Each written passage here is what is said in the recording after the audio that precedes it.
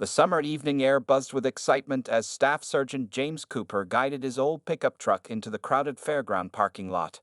His 8-year-old daughter Sarah bounced eagerly in her seat, her dark pigtails swaying with each movement. The setting sun painted the sky in beautiful shades of orange and pink, casting a warm glow over the carnival rides that stretched into the distance. "Careful there, sweetheart," Cooper said softly as Sarah nearly stumbled getting out of the truck. Her small hand found his larger, calloused one, and together they walked toward the bright lights of the county fair. Cooper had just returned home 3 weeks ago from his third tour in Afghanistan, and these precious moments with his daughter meant everything to him. The entrance to the fair was alive with color and sound. Happy screams from the roller coaster mixed with cheerful music from the carousel, creating the perfect carnival atmosphere. Sarah's eyes grew wide as she took in the scene before her. Strings of colorful lights hung overhead like stars, connecting the various rides and game booths that lined the pathways. Cooper smiled as he watched his daughter's reaction. At 35, he stood tall and straight, his military bearing evident even in civilian clothes. He wore a simple blue t-shirt and jeans, but his muscular build and alert presence drew occasional glances from passersby. The past 10 years in Special Forces had left their mark, not just in his physical appearance but in the way he constantly scanned his surroundings, an old habit that had kept him alive in combat zones. "Daddy, look, cotton candy." Sarah pointed excitedly at a nearby vendor, her blue eyes sparkling with joy. Cooper couldn't resist her enthusiasm. They stopped at the stand, and he bought her a large pink cloud of spun sugar. The vendor, an elderly man with kind eyes, smiled warmly at them. "Beautiful evening for the fair," the vendor commented, handing Sarah her treat. "Just got this fresh batch made." Sarah took a big bite, leaving a pink sugar mustache on her upper lip. Cooper chuckled and wiped it away with a napkin. These simple moments were what he had dreamed about during long nights in distant deserts. The sound of his daughter's laughter was sweeter than any music he had ever heard. They made their way through the growing crowd, stopping to watch a juggler who was performing with glowing balls. The man's act drew a small circle of spectators, and Sarah clapped enthusiastically when he added a fourth ball to his routine. Cooper kept one hand protectively on his daughter's shoulder, his eyes occasionally sweeping the crowd, an instinct he couldn't quite shake. The carousel caught Sarah's attention next. Its painted horses moved up and down in an endless dance, mirrors and lights reflecting off the polished brass poles. "Can we ride it, Daddy? Please," she begged, tugging at his hand. "Of course we can, Princess," Cooper replied, leading her to the ticket booth. He bought a strip of bright red tickets, enough for several rides. The teenage operator helped Sarah onto a white horse with a flowing golden mane, while Cooper chose to stand beside her, one hand steady on the horse's pole. As the ride began to move, Sarah's delighted giggles filled the air. The carousel's traditional organ music played a cheerful tune, and Cooper found himself relaxing for the first time in months. Here, in this moment, there were no missions, no dangerous assignments, just a father and daughter enjoying a perfect summer evening. When the ride ended, they explored more of the fairground. The air was rich with the smell of popcorn, hot dogs, and sweet funnel cakes. Cooper bought them both some water, knowing the importance of staying hydrated in the warm evening air. Sarah skipped beside him, pointing out everything that caught her eye, from the towering Ferris wheel to the colorful balloon dart games. "Look at all the stuffed animals, Daddy," Sarah exclaimed, pointing to a ring toss booth where giant teddy bears and unicorns hung from the ceiling, her eyes fixed particularly on a purple unicorn with a rainbow mane. Cooper checked his watch, 7:30 p.m. The sun was setting lower now, and more families were arriving at the fair. The atmosphere was perfect, filled with laughter and joy. Little did Cooper know that this peaceful evening was about to take an unexpected turn, but for now, he was content watching his daughter's happiness, treasuring every second of their time together. The peaceful atmosphere of the carnival changed when the rumble of motorcycle engines cut through the cheerful music. 5 motorcycles, their chrome parts gleaming under the carnival lights, pulled into the parking lot. The riders, all wearing black leather jackets with a red devil's hand symbol on the back, dismounted their bikes with an air of arrogance. Cooper noticed them immediately. His trained eyes watched as they swaggered through the entrance, pushing past a young couple without apologizing. The leader of the group, a tall man with a long scar running down his left cheek, wore a vest that read "Razor" across the back. His muscles bulged beneath his leather jacket, and silver rings covered his fingers. "Daddy, can we try the ring toss now?" Sarah asked, unaware of the new arrivals. Cooper squeezed her hand gently and guided her toward the game booth, but kept the bikers in his peripheral vision. Years of combat training had taught him to trust his instincts, and something about these men set off warning bells in his mind. The ring toss operator, a thin man with a red striped vest, handed Sarah 3 plastic rings for $1. As she concentrated on throwing them, Cooper observed the bikers making their way through the crowd. They were spreading out, moving between different game booths and rides. The first sign of trouble came when one of the bikers, a heavy-set man with a thick beard, knocked over a teenager's drink deliberately.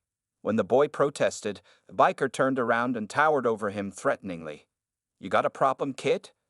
The teenager quickly backed away, leaving his spilled drink behind. Cooper watched as another member of the gang, a skinny man with tattoos covering his neck, snatched a stuffed animal from a young girl's hands at the balloon dart game.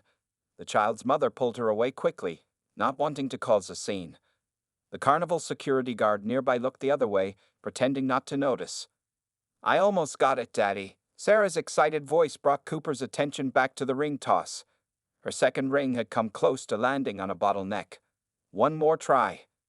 The group of bikers was getting closer to their location now. Razor, their leader, was laughing loudly as he knocked prizes off a shelf at the shooting gallery, ignoring the booth operator's protests. His gang members joined in, creating a circle of intimidation that other fairgoers quickly moved away from. Cooper positioned himself so that Sarah was between him and the booth, shielding her from the approaching trouble. He could hear fragments of the bikers' conversation now, crude jokes and boasts about making this carnival their territory for the night. The smallest of the bikers, a wiry man with a shaved head, spotted Cooper and Sarah at the ring toss booth. He nudged Razor and pointed in their direction. Cooper pretended not to notice, focusing instead on helping Sarah aim her last ring. "Look at this fancy boy," Razor's voice carried across the space between them. "Standing there like he's some kind of soldier." The comment made Cooper's jaw tighten slightly, but he remained calm. Sarah was still concentrating on her throw, tongue sticking out slightly as she aimed. The bikers began moving closer, forming a loose semicircle behind them. Other families at nearby booths quickly moved away, creating an empty space around the ring toss booth. The carnival music seemed to fade into the background as tension filled the air. "Throw it nice and easy, sweetheart," Cooper encouraged Sarah, his voice steady despite the growing threat behind them. You could smell leather and cigarette smoke getting stronger as the bikers drew nearer. The ring toss operator looked nervous, his eyes darting between Cooper and the approaching gang. Sarah's last ring flew through the air in a perfect arc. Everyone watched as it spun toward its target. For a moment, time seemed to slow down. The ring bounced once on the bottle's neck, spun around it, and finally settled at its base. "I did it, Daddy, I did it." Sarah jumped up and down with excitement, still unaware of the dangerous men now standing just feet away from them. Cooper's mind was already calculating distances and angles, preparing for what might come next. The ring toss operator reached for a small prize, but Razor's voice stopped him. "Hold up there, friend. I think we need to check if that throw was fair and square." His gang members chuckled darkly, moving closer to the booth.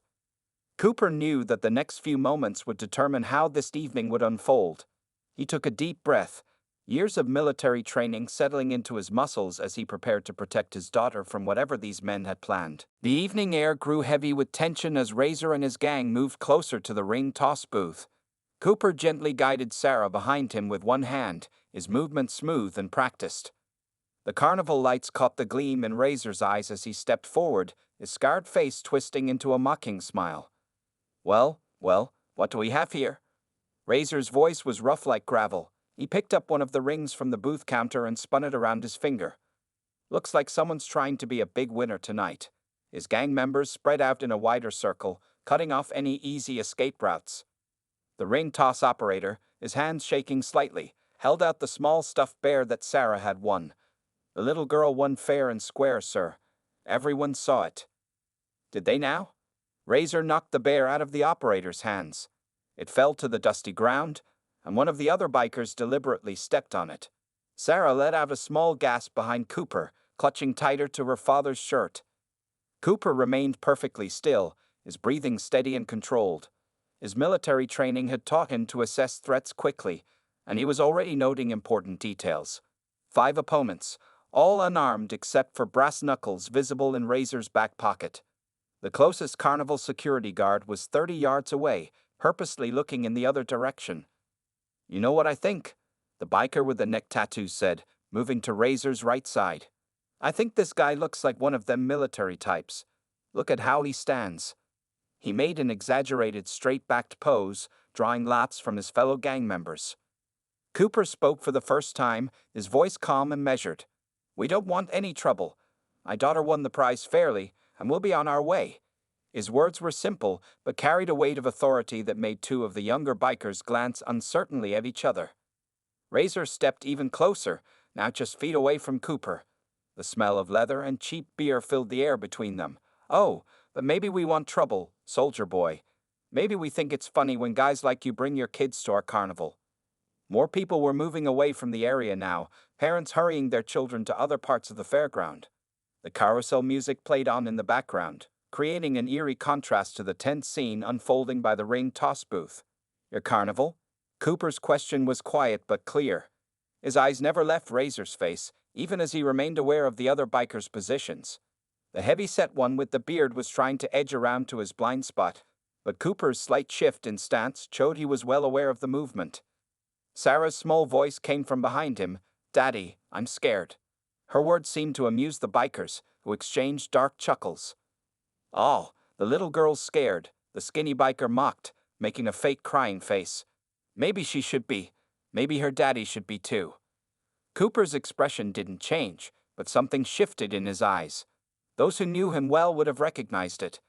The same look he had worn during intense combat situations, when split-second decisions meant the difference between life and death.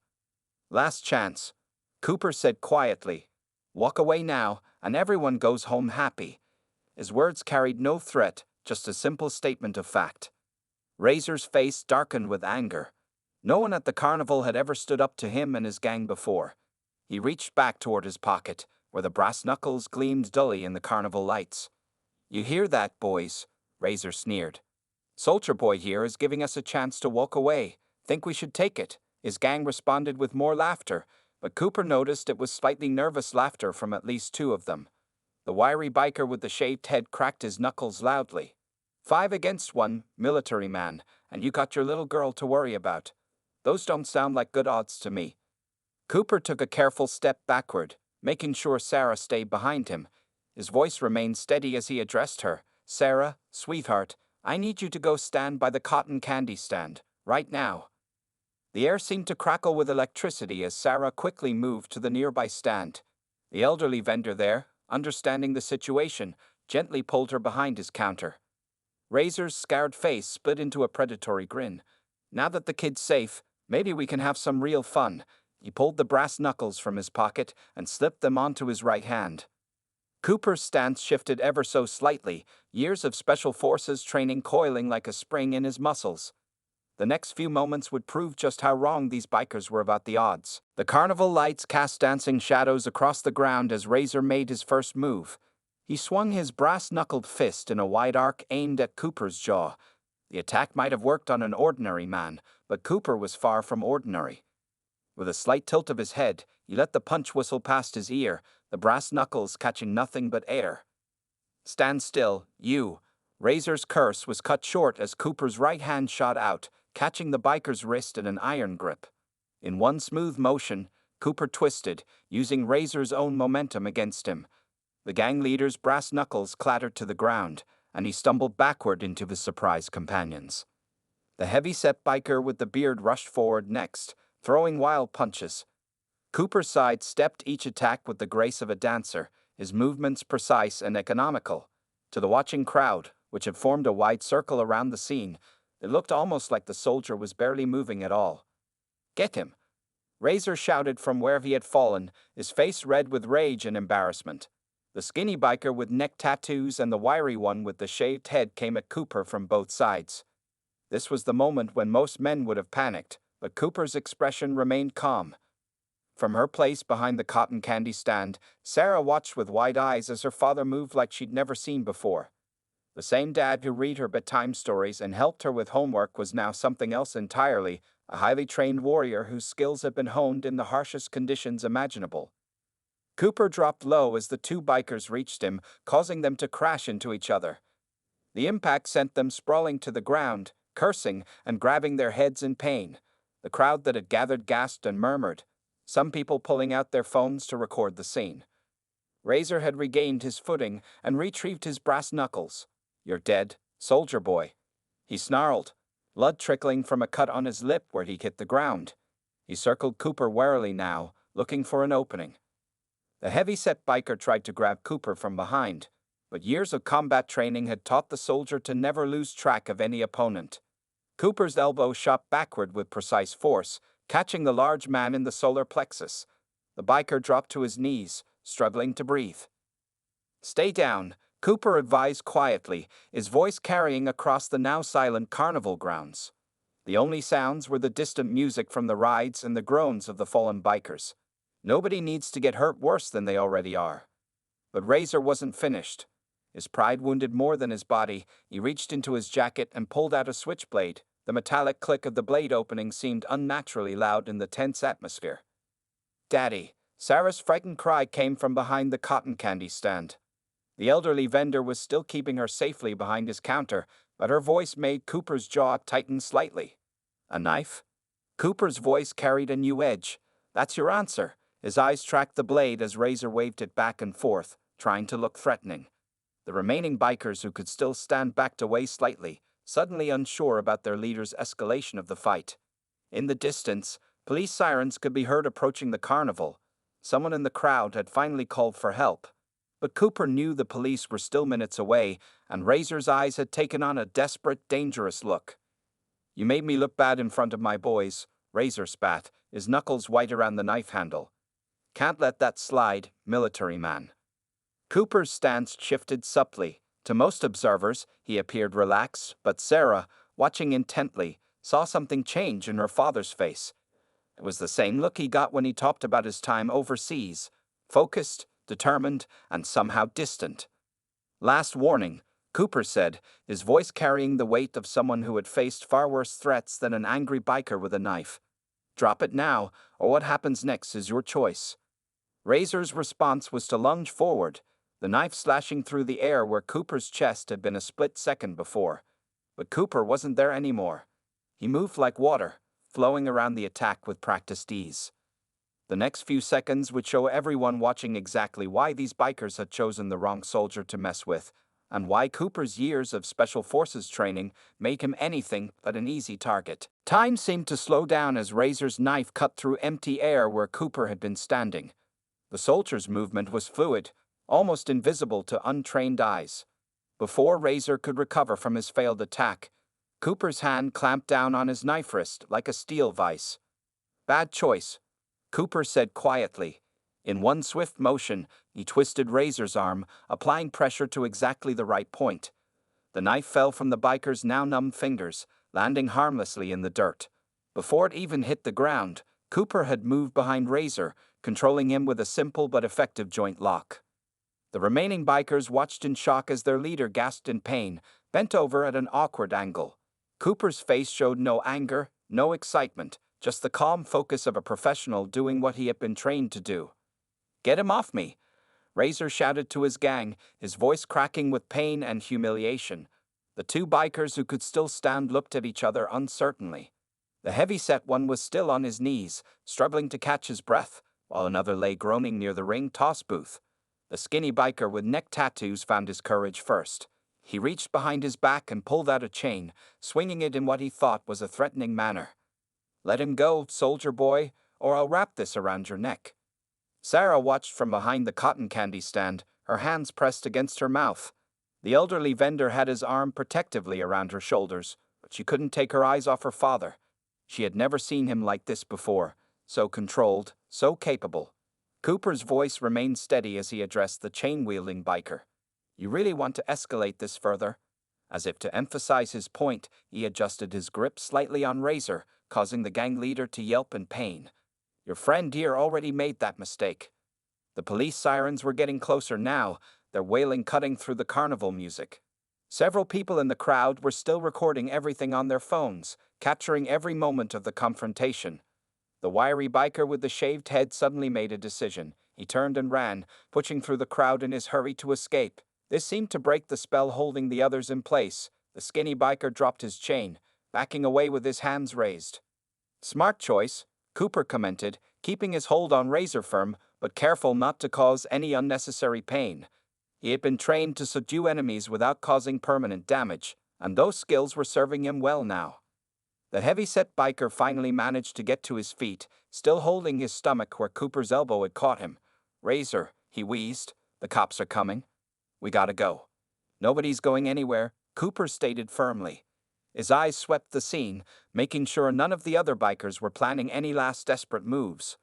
"You all started this. Now you're going to face the consequences." Red and blue lights began flashing at the carnival entrance, reflecting off the chrome of the bikers' motorcycles. The crowd parted as two police cars pulled up to the scene, their tires crunching on the gravel. Razor made one last attempt to break free, but Cooper's grip was unshakable. Years of combat training had taught him exactly how much pressure to apply, enough to control, not enough to cause serious injury. "Daddy?" Sarah's voice carried across the space between them. "Are you okay?" Cooper's face softened slightly at his daughter's voice. "I'm fine, sweetheart. Stay right there with Mr. Johnson. This will be over soon." The cotton candy vendor nodded, keeping Sarah safely behind his counter. 4 police officers approached the scene, hands on their weapons but not drawing them as they assessed the situation. The lead officer, a veteran cop named Martinez, took in the scene with experienced eyes. 5 bikers in various states of defeat, a calm man in control of their leader, and a crowd of witnesses with phone cameras still recording. "Evening, officers," Cooper said professionally. "I've got this one secured. The others are free to surrender peacefully." His tone made it clear that surrendering was their only sensible option. The police officers moved forward to take control of the situation, and Cooper prepared to hand Razor over to them. The night had taken an unexpected turn, but his military training had once again proved its worth. Most importantly, his daughter was safe, and these bikers had learned a valuable lesson about judging people by appearances. Officer Martinez pulled out his notepad as other officers handcuffed Razor and his gang members. The carnival lights continued to flash in the background, creating an odd contrast to the serious scene unfolding near the ring toss booth. A small crowd still watched from a safe distance, some still recording with their phones. "Sir, could you tell me exactly what happened here?" Martinez asked Cooper, his pen ready. The officer had been on the force for 15 years, but something about Cooper's calm demeanor told him this wasn't a typical carnival fight. "My daughter and I were playing ring toss," Cooper explained, his voice professional and clear. "These men approached us, began making threats, and eventually turned violent. One of them pulled a knife." He pointed to where the switchblade still lay in the dirt, now being photographed by another officer as evidence. Sarah emerged from behind the cotton candy stand, the elderly vendor, Mr. Johnson, walking beside her. When she saw that everything was safe, she ran to her father. Cooper knelt down and hugged her tightly, checking to make sure she wasn't frightened. "You okay, sweetheart?" he asked softly, wiping a tear from her cheek. "That was scary, Daddy," Sarah whispered, but then added with a hint of pride, "But you weren't scared at all." Razor, now handcuffed and leaning against a police car, spat on the ground. "He's some kind of crazy ex-military freak. We're just having fun, and he attacked us." Officer Martinez raised an eyebrow at this claim. Several people from the crowd immediately stepped forward, eager to set the record straight. "That's not true at all," a woman in a red sweater said. She held up her phone. "I recorded the whole thing. These bikers were harassing people all evening, and this man only defended himself when they attacked him." A teenage boy nodded enthusiastically. "Yeah, they knocked my soda out of my hand earlier and threatened me. This guy didn't do anything wrong. He even tried to walk away, but they wouldn't let him." Mr. Johnson, the cotton candy vendor, spoke up as well. "I've worked this carnival for 20 years. These bikers have been causing trouble for weeks. Tonight, they picked on the wrong person, that's all." Officer Martinez turned back to Cooper. "Sir, May I see some identification?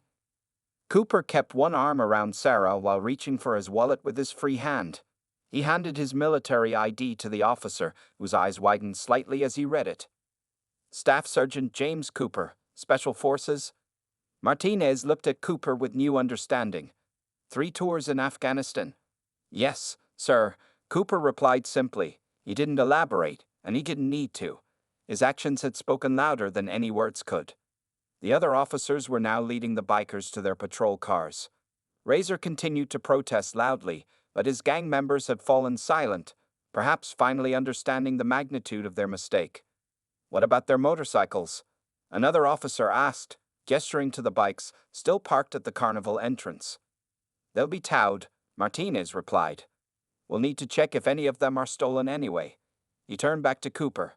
Staff Sergeant, we'll need you to come down to the station to make a formal statement, but it can wait until tomorrow. Right now, why don't you and your daughter enjoy the rest of your evening at the carnival? Cooper nodded gratefully. Thank you, officer. I appreciate your understanding. As the police cars pulled away, their red and blue lights fading into the distance, the crowd began to disperse. Several people patted Cooper on the back as they walked past, offering words of thanks and appreciation. Mr. Johnson approached them with 2 fresh cotton candies. On the house, he said with a warm smile, it's about time someone stood up to those troublemakers. Sarah took her cotton candy with a shy thank you, while Cooper shook the vendor's hand, grateful for his help in protecting Sarah during the confrontation. The carnival music seemed louder now in the relative quiet that followed the excitement. Sarah looked up at her father, her eyes full of questions and admiration. Daddy, can we still go on more rides? Cooper smiled, the tension leaving his shoulders as he looked at his daughter's hopeful face. Of course we can, sweetheart. The night's still young. He glanced at the Ferris wheel, its lights twinkling against the darkening sky. How about we get a view of the whole carnival from up there?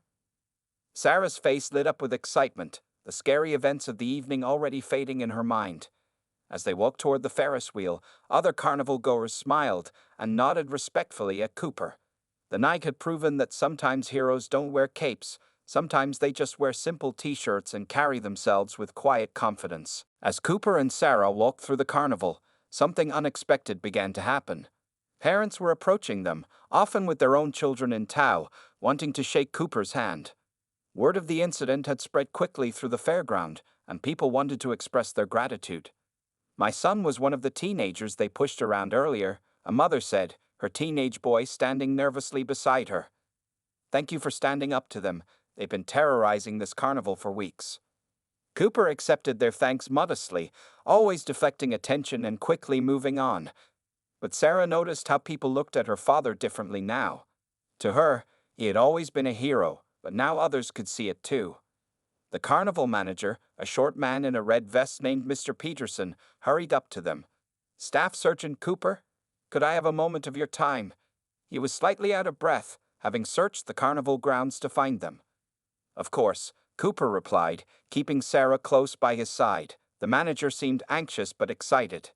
I've been speaking with the carnival owner by phone, Mr. Peterson explained, wiping his forehead with a handkerchief. Those bikers have been causing trouble at all our locations. They've scared away customers, damaged property, and threatened our staff. Nobody's been able to stand up to them until tonight. Sarah listened intently as the manager continued. She liked how her father stood straight and tall, the same way he did when in his military uniform, but kept his face kind and approachable. We'd like to offer you a position, the manager said eagerly. Head of security for all our carnival locations. Full benefits, good pay, and you can choose your own team. He pulled out a business card and handed it to Cooper. We need someone with your training and judgment. Cooper looked down at the card thoughtfully. Since returning from his last tour, he had been considering his next career move. The carnival's offer was unexpected but intriguing. Can we still come to the carnival if Daddy works here? Sarah asked innocently, making both men smile. Of course, Mr. Peterson laughed. You'd be our special guest, and I hear you're quite good at the ring toss. A commotion near the carnival entrance caught their attention. 2 police officers had returned, and with them was a familiar face, Officer Martinez. He spotted Cooper and walked over, his expression serious but friendly. Staff Sergeant, Martinez called out. Glad I caught you. We've got some interesting information about those bikers you dealt with. He nodded respectfully to the carnival manager and smiled at Sarah before continuing. Turns out Razor and his gang were wanted in 3 counties, Martinez explained. They've been running a protection racket, targeting small businesses and local events like this carnival. We found stolen property on their bikes and outstanding warrants for assault. Cooper listened carefully, his military training making him focus on the important details. Sarah, still holding his hand, squeezed it gently. The district attorney wants to talk to you tomorrow, Martinez continued. Your actions tonight helped us break up a criminal operation we've been trying to catch for months. Those phone videos from witnesses will be valuable evidence. Mr. Peterson's eyes widened at this news. See? This is exactly why we need you on our security team. You've got the perfect combination of skills and judgment. Cooper looked down at Sarah, who was beaming with pride. What do you think, sweetheart? Should Daddy consider taking this job? Sarah's face lit up. Yes, then we can come to the carnival all the time, and you can keep everyone safe, just like you did tonight. Officer Martinez chuckled. Smart girl you got there, Staff Sergeant. Listen to her advice. He handed Cooper his card as well. Come by the station tomorrow at 10 a.m. if you can. The DA will want your statement. As the officer walked away, more carnival goers passed by, offering smiles and thankful nods. The atmosphere had changed completely from earlier in the evening. Where there had been tension and fear, now there was a sense of community and safety. No pressure on the job offer, Mr. Peterson said, preparing to return to his duties. But we sure could use someone like you. Think about it? Cooper nodded, tucking both cards into his pocket. He looked around at the carnival, seeing it with new eyes, not just as a place of fun and games, but as a community that needed protection. His military service had taught him the importance of defending others, and perhaps this was a way to continue that mission in civilian life. The carnival was winding down for the night, but Cooper and Sarah had one more stop to make before heading home. They returned to the ring toss booth, where the operator who had witnessed the entire confrontation earlier was closing up for the night. Look who's back, the operator said warmly, posing his cleanup. He reached up and took down the large purple unicorn with the rainbow mane, the one Sarah had been eyeing earlier. I saved this for a special winner. Sarah's eyes grew wide as the operator handed her the unicorn. It was almost as big as she was, and its sparkly mane caught the light of the nearby carousel. Really? For me? She asked, hugging the stuffed animal tightly. You won it fair and square earlier, the operator winked. Plus, your daddy helped make this carnival safe for everyone tonight. That deserves a special prize. Cooper watched his daughter's face light up with joy, and in that moment, he made his decision about the job offer. Seeing Sarah so happy here, knowing he could help protect this place and others like it, it felt right. As they walked toward the parking lot, they passed several carnival workers dismantling games and cleaning up. Each one stopped to wave or nod respectfully. News had spread quickly among the staff about how Cooper had handled the biker gang, and their gratitude was evident. Staff Sergeant, a voice called out. They turned to see Mr. Peterson jogging toward them, waving a piece of paper. Before you go, I wanted to give you something. The carnival manager handed Cooper an envelope. It's a formal job offer, he explained, slightly out of breath. The owner called again. He's increased the salary offer and added some extra benefits. He really wants you on board. Cooper took the envelope, noting Sarah's excited bounce beside him. Thank you, Mr. Peterson. I've been thinking about your offer. Daddy's going to help keep the carnival safe, Sarah interrupted, unable to contain her enthusiasm. She hugged her new unicorn tighter, making its rainbow mane sparkle under the lights. Mr. Peterson laughed. Is she right? Have you decided? Cooper nodded, a small smile playing at the corners of his mouth. Yes, I have. I'll come by tomorrow after my meeting with the DA to discuss the details. I think this could be a good fit. The manager's face lit up with relief and joy. That's wonderful news. The owner will be thrilled. And Sarah, he knelt down to her level. You're welcome here anytime. Maybe you can help your dad make this place even better. Sarah nodded seriously, though her eyes sparkled with excitement. I can be like Daddy's deputy, she declared, making both men chuckle. As they finally reached their truck in the parking lot, Cooper helped Sarah secure her giant unicorn in the back seat. The carnival lights still twinkled behind them, and the last few families were making their way to their cars. "Daddy?" Sarah asked as Cooper started the engine. "Are you happy about taking the new job?" Cooper thought about the question carefully. His military career had taught him to protect others, to stand up against those who would harm innocent people. This new position would let him continue that mission, but in a way that kept him close to home and to Sarah. "Yes, sweetheart, I am," he replied honestly. "Sometimes life gives you unexpected opportunities. Tonight started with us just wanting to have some fun at the carnival, but it turned into something more important." "Because you stopped the bad guys?" Sarah asked, clutching her unicorn. "Not just that," Cooper explained as they drove home. "It's about finding a way to keep helping people, to make places safer for families like ours.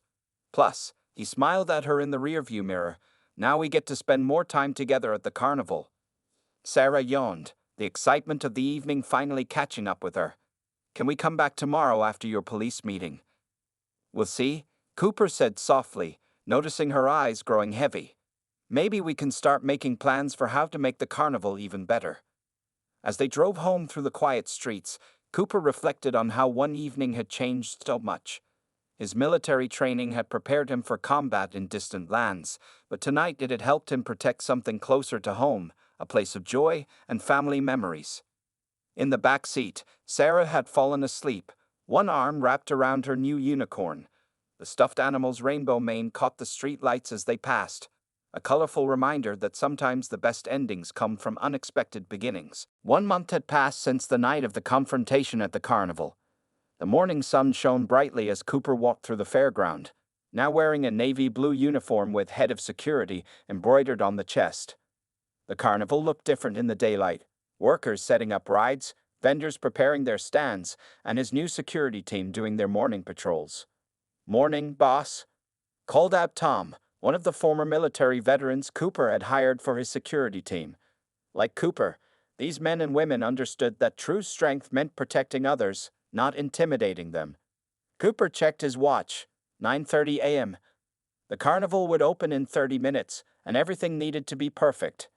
In the month since he'd taken the job, attendance had increased significantly. Parents felt safer bringing their children, knowing the carnival was well protected. "Staff Sergeant Cooper." Mr. Peterson hurried over, clutching his clipboard. He still called Cooper by his military title, despite the new position. "You won't believe who's coming today." "Who's that?" Cooper asked, already doing his final security sweep. "Officer Martinez is bringing some kids from the youth center," the manager explained excitedly. "Says our carnival is now the safest place in the county for their field trip." Cooper nodded, feeling a sense of satisfaction. After the incident with the bikers, Martinez had helped him set up a community outreach program. Today would be its first major event, giving underprivileged kids a free day at the carnival. "Daddy, Daddy," Sarah's voice rang out across the grounds. She was running toward him, wearing a small security vest that matched his uniform, a special gift from Mr. Peterson. Since Cooper had taken the job, she'd appointed herself as his junior deputy on weekends. "Careful there, deputy." Cooper smiled, catching her in a hug. "What's your morning report?" Sarah stood straight, trying to look official. "Mr. Johnson's cotton candy machine is all ready. The ring toss man has new prizes, and—" she paused dramatically. "I helped check all the unicorn prizes to make sure they're extra special." Cooper couldn't help but laugh. Her enthusiasm for helping had become a highlight of his new job. The giant purple unicorn she'd won that fateful night still had a special place in her room, reminder of the evening that had changed their lives. "Sir," one of his security team members approached. "The buses from the youth center are arriving." Cooper watched as 3 buses pulled into the parking lot. Officer Martinez stepped out of his patrol car, which had escorted them. The police officer had become a good friend over the past month, often stopping by to check on things. "Staff Sergeant," Martinez called out, walking over. "Or should I say, Chief of Security now?" He grinned and shook Cooper's hand. "The DA wanted me to tell you, Razor and his gang pleaded guilty yesterday. With all the evidence and witness statements, they didn't stand a chance. They'll be away for a long time. Sarah tugged on Cooper's uniform. Does that mean the bad men won't come back, Daddy? Cooper knelt down to her level. That's right, sweetheart. And if any other bad people try to cause trouble, we're here to protect everyone. That's our job now. The children from the youth center were filing through the entrance, their eyes wide with excitement. Many had never been to a carnival before. Cooper watched as his security team helped guide them, showing the same patience and protection he'd emphasized in their training. You've done amazing things here, Martinez said, watching the scene. These kids needed a safe place to have fun. You've given them that. Mr. Peterson joined them, beaming with pride. Attendance is up 40%. The owner's talking about making this location our flagship carnival, all thanks to you, Staff Sergeant. Cooper shook his head modestly. It's a team effort. Everyone here plays their part in keeping this place safe and fun. Sarah had already started showing some of the youth center kids around, pointing out her favorite games and rides.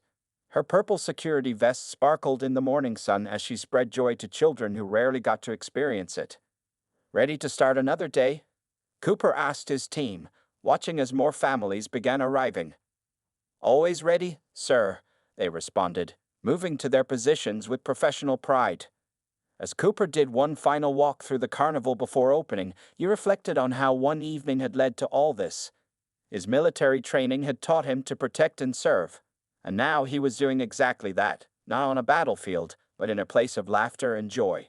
Sarah skipped beside him, chattering about all the kids who would have fun today, and Cooper knew he'd found exactly where he was meant to be. Sometimes the best victories weren't won with fists or force, but with the simple decision to stand up for what was right.